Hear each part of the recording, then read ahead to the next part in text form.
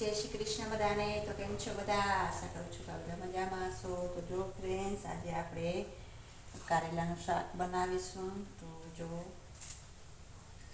એના માટે આપણે કારેલા ધોઈને સમા લીધા છે.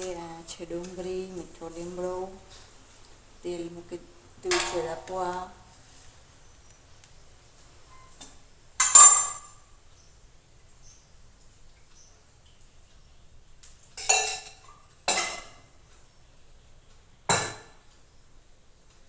આપણે નાખીશું રાઈ, જીરું અને મરી.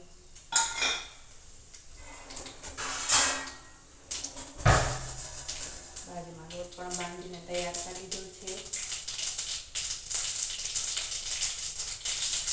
ફ્રેન્ડ્સ, રાઈ જીરું ઉકળી જાય એટલે આપણે મીઠો લીમડો હિંગ નાખીશું. ત્યારબાદ ડુંગળી નાખીશું. રાઈ જીરું પકડી જાય છે હિંગ નાખીશું. લીમડો અને ડુંગળી સાંભળી લઈશું.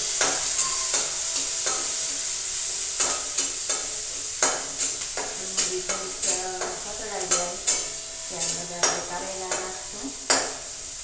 સાવ ડુંગળી નહીં ચડાવી દે, કારણ કે કારેલાનું શાક કાચું બનાવીએ છીએ એટલે તેમાં ભેગી થોડીક સંકળાઈ જશે.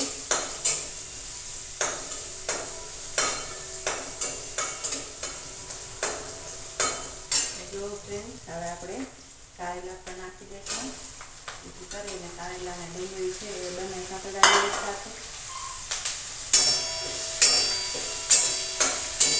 કારેલા અને ડુંગળી ચડી જશે. હવે આપણે તેમાં થોડું મીઠું નાખી દઈશું.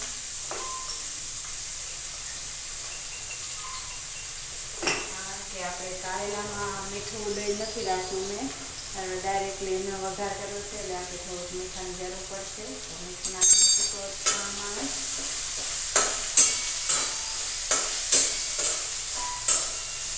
તેને ઢાંકી દઈશું. અને થોડી થોડી વાર આપણે તેને ચેક કરતા રહીશું.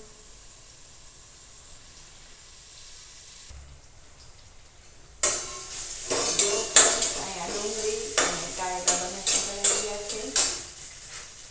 બાજુમાં રોટલી પણ બને છે. તો હવે આપણે લસણવાળી મસાલાવાળી ચટણી નાખી દઈશું અંદર. આપણે બરાબર ચટણી ને મસાલો બરાબર સરસ મિક્સ થઈ જાય એટલે આપણે લાવી દઈશું.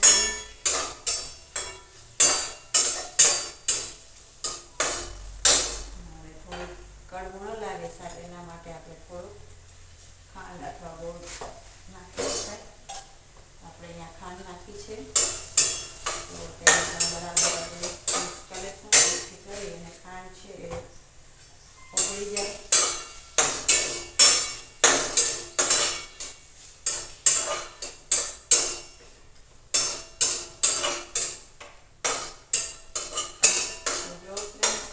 લસણવાળી ચટણી આપણે નાખી હતી એ બરાબર સંકળાઈ ગઈ છે અને શાકમાંથી તેલ છૂટું પડવા માંડ્યું છે.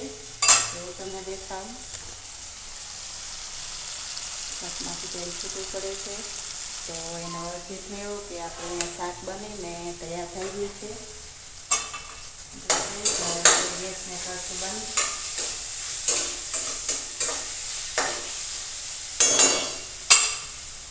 તેને બરાબર ઢાંકી દઈશું. થોડી વરાળ બહાર નીકળી જાય એ રીતે આપણે સીધું ઢાંકીશું.